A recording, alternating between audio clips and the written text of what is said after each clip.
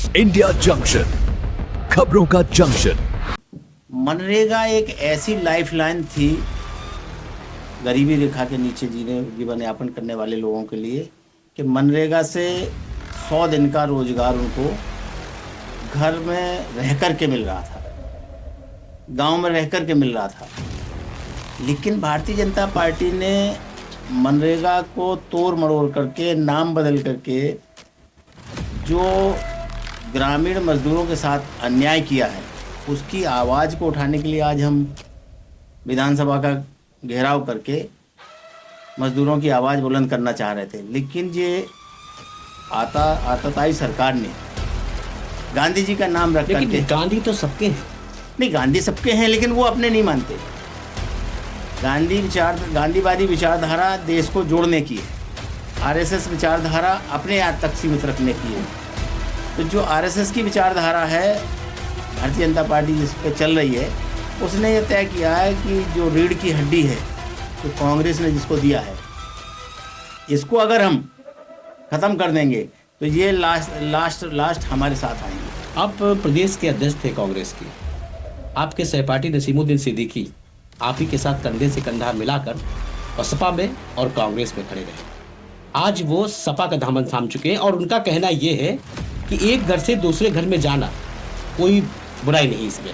कि क्या ये सच है कि बीजेपी वाले आपको शामिल करना चाहते थे? नहीं, देखिए, बीजेपी में जब मैं बसपा में था तो हमारे साथ बहुत सारे लोग थे, किसी का नाम नहीं लेंगे, लेकिन उन सारे लोगों में से जब बसपा से हटे तो कुछ भाजपा में चले गए, कुछ कांग्रेस में चले गए। तो जो भाजपा में हैं आज वो मंत्री भी हैं, और स्वाभाविक है जो पड़ोस में बैठता है, साथ में रहता है, उसका मन होता है कि हमारे एक साथी रहते हैं, उसको भी हम ले आएँ तो और मजबूत होंगे। तो हम उनकी मजबूती के लिए नहीं जाने वाले, हम अपने विचारों के साथ चलते हैं। नमस्कार, बहुत बहुत स्वागत है आपका इंडिया जंक्शन में। मैं हूं आपके साथ पीयूष मणि अवस्थी। इंडिया जंक्शन की खास मुलाकात में आज हमारे मेहमान हैं बृजलाल खाबरी। जी हाँ, बृजलाल खाबरी आप जान सकते होंगे, उत्तर प्रदेश कांग्रेस के प्रदेश अध्यक्ष रह चुके हैं। और उत्तर प्रदेश में जब प्रदेश अध्यक्ष थे तो वाकई में कांग्रेस में हलचल दिखती थी। ये बात हम ऑन कैमरा इसलिए कह रहे हैं क्योंकि बृजलाल खाबरी का नाता बुंदेलखंड से है। और बृजलाल खाबरी जी से आज हमारे दो सवाल हैं। वो सवाल मनरेगा को लेकर है और इनकी खुद की राजनीति को लेकर है। बहुत बहुत स्वागत है आपका हमारे चैनल इंडिया जंक्शन में। आपके चैनल पे आने का बहुत अच्छा समय मिला है, और इस चैनल के माध्यम से जो भी हमको सुन रहा है उन सबको धन्यवाद दूंगा, और आपको भी। 100 दिन का रोजगार कांग्रेस ने दिया था हिंदुस्तान की जनता के लिए। जो गरीबी रेखा में जीवन यापन करते थे, कांग्रेस ने कहा कि हम सभी को 100 दिन का रोजगार देंगे। लेकिन मोदी की जो सरकार ने तीसरे पावदान पर सरकार जब आई उनकी, तो कहीं ना कहीं से इस योजना को बिल्कुल नाम बदलने को लेकर कह सकते हैं, उसके बाद फिर बंद करने की बात चल रही है। तो अब इस कंडीशन में कांग्रेस अपने हर जिले पे, दिल्ली में हर जगह इसका विरोध प्रदर्शन कर रही है। तो क्या है, आप विधिवत जरा समझाइए। देखिए, जहाँ तक मजदूरों का सवाल है, तो अकेले मजदूर ही नहीं, नौजवान हों, बेरोजगार हों, मजदूर हों, ये सरकार उनके साथ बहुत अन्याय कर रही है। मनरेगा एक ऐसी लाइफलाइन थी गरीबी रेखा के नीचे जीवन यापन करने वाले लोगों के लिए कि मनरेगा से 100 दिन का रोजगार उनको घर में रह कर के मिल रहा था, गांव में रह कर के मिल रहा था।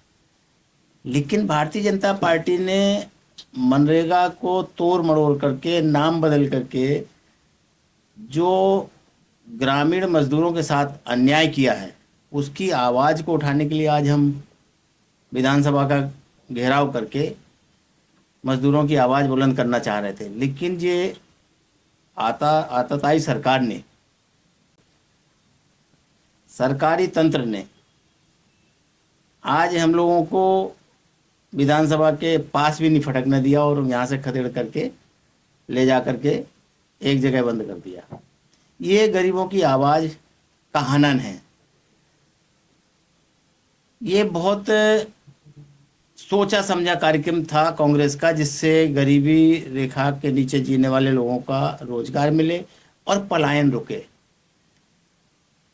इन द सेंस, जब गांव में मजदूरी नहीं मिलती है तो लोग, मजदूर जो वर्ग के बाहर लोग जाते हैं, जो बाहर जाते हैं, दिल्ली है, मुंबई है, जहाँ जहाँ उनको रोजगार मिल सकता है, घर द्वार छोड़ करके चले जाते हैं, बच्चों को लेकर चले जाते थे। लेकिन कांग्रेस ने जब इस चीज़ को देखा तो उन्होंने मनरेगा जैसी योजना बनाई और कानून बना करके 100 दिन का रोजगार देना तय किया। गारंटीड, ये बिल्कुल गारंटी गारंटी थी इस बात की कि 100 दिन आपको काम मिलेगा ही मिलेगा। लेकिन 100 दिन का जो काम मिला था उसका बड़ा बजट था। भारतीय जनता पार्टी की सरकार ने हाल ही में इस कानून को इतना कमजोर कर दिया है, तरीके से खत्म करने का तरीका अपनाया। एक पहले तो नाम, भाई भारतीय जनता पार्टी के लोगों को बेशक गांधी जी से नफरत है, क्योंकि उनकी आइडियोलॉजी आरएसएस की है, गॉडसे की आइडियोलॉजी पे चलते हैं वो। कांग्रेस है गांधी जी की और आइडियोलॉजी पे चलती है, तो गांधी जी का नाम रख करके। लेकिन गांधी तो सबके हैं। नहीं, गांधी सबके हैं, लेकिन वो अपने नहीं मानते। गांधीवादी विचारधारा देश को जोड़ने की है, आरएसएस विचारधारा अपने आप तक सीमित रखने की है। तो जो आरएसएस की विचारधारा है, भारतीय जनता पार्टी जिस पे चल रही है, उसने ये तय किया है कि जो रीढ़ की हड्डी है, जो कांग्रेस ने जिसको दिया है, इसको अगर हम खत्म कर देंगे तो ये लास्ट हमारे साथ आएंगे। अच्छा, बार बार लोकसभा में बार बार एक सवाल उठता है, बार बार राहुल गांधी की सदस्यता को लेकर सवाल उठता है, बार बार राहुल गांधी को ही टारगेट किया जाता है, वो चाहे शब्दों से हो या उनकी सदस्यता को लेकर हो। इसमें क्या लग रहा है आपको कि क्या मतलब, क्या रीजन क्या है? सबसे बड़ा क्या रीजन है? खुला रीजन है, आदरणीय राहुल गांधी जी गांधीवादी विचारधारा को लेकर चल रहे हैं। देश की जो आवाम है, जिनको ज़रूरत है, जो तमाम तरीके से वंचित रहे हैं, उनकी आवाज़ बन करके जब सदन में खड़े होते हैं तो भारतीय जनता पार्टी के पेट में दर्द होना स्वाभाविक है। अच्छा, आज आपका धरना प्रदर्शन था, विधानसभा तक नहीं पहुंच पाए, अगला कार्यक्रम क्या है आपका? हमारा लगातार कार्यक्रम है। जो ज़रूरतमंद लोग हैं देश के अंदर, उनकी ज़रूरतों की लड़ाई लड़ना कांग्रेस का काम है। और कांग्रेस के नेता राहुल गांधी जी इस बात को कह चुके, मैं ना डरूंगा ना झुकूंगा, देश को ना कमज़ोर होने दूंगा, देश किसी दूसरे के हाथों में नहीं जाने देना, जिसे भारतीय जनता पार्टी देश को बेचने का काम कर रही है। आप प्रदेश के अध्यक्ष थे कांग्रेस के, आपके सहपाठी नसीमुद्दीन सिद्दीकी आप ही के साथ कंधे से कंधा मिलाकर बसपा में और कांग्रेस में खड़े रहे। आज वो सपा का दामन थाम चुके हैं और उनका कहना यह है कि एक घर से दूसरे घर में जाना कोई बुराई नहीं इसमें है। तो ये क्या, इस पे क्या कहना चाहेंगे आप?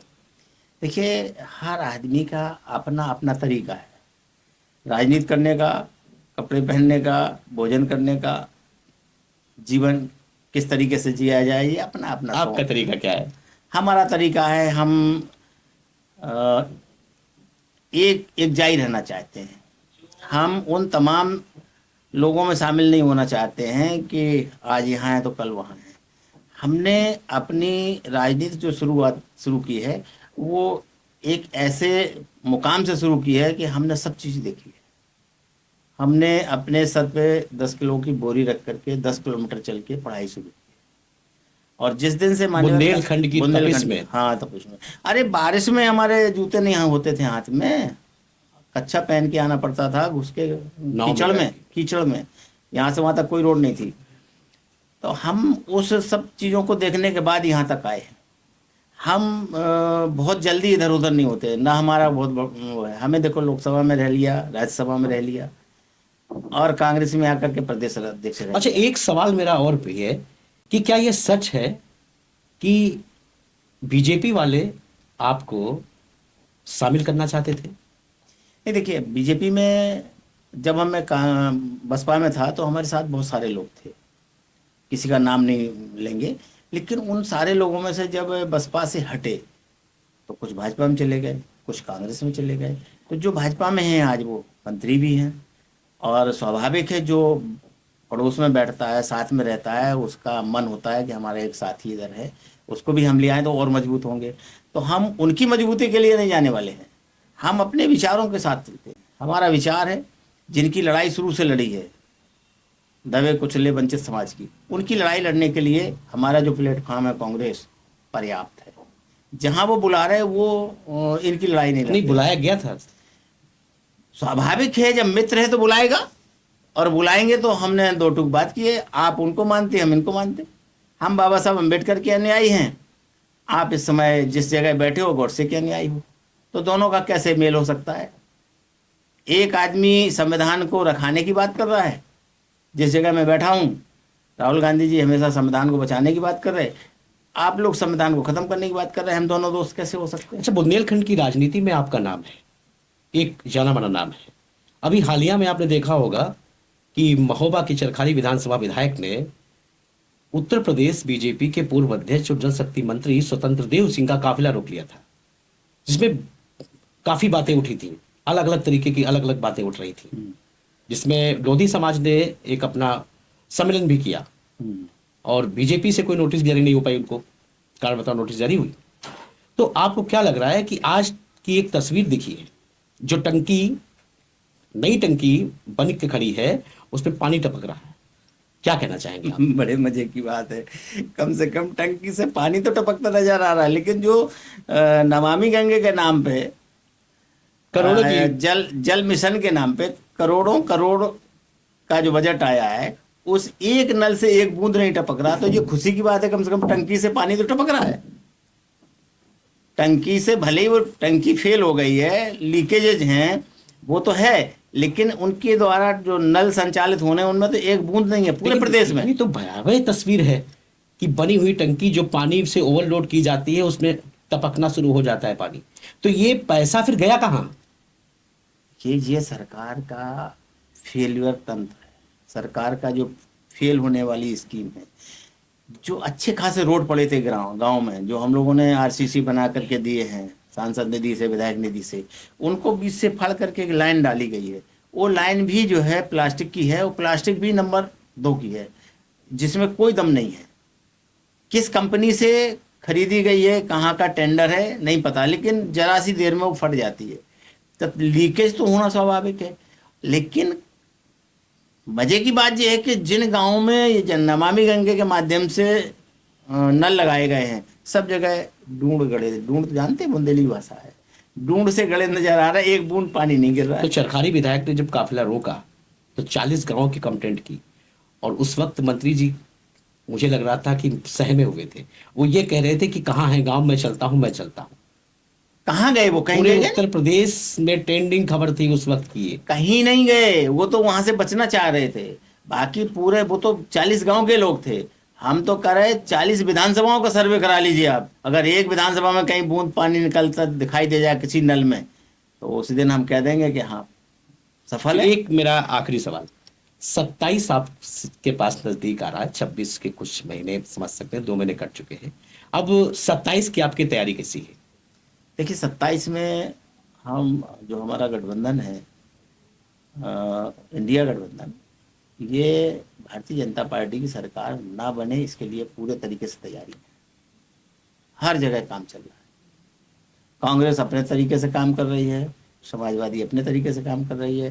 दोनों मिलकर के जब काम करते नजर आते हैं तो लगता है कि आने वाले टाइम में फिर भारतीय जनता पार्टी की सरकार नहीं बनेगी, हम लोग सरकार बनाएंगे।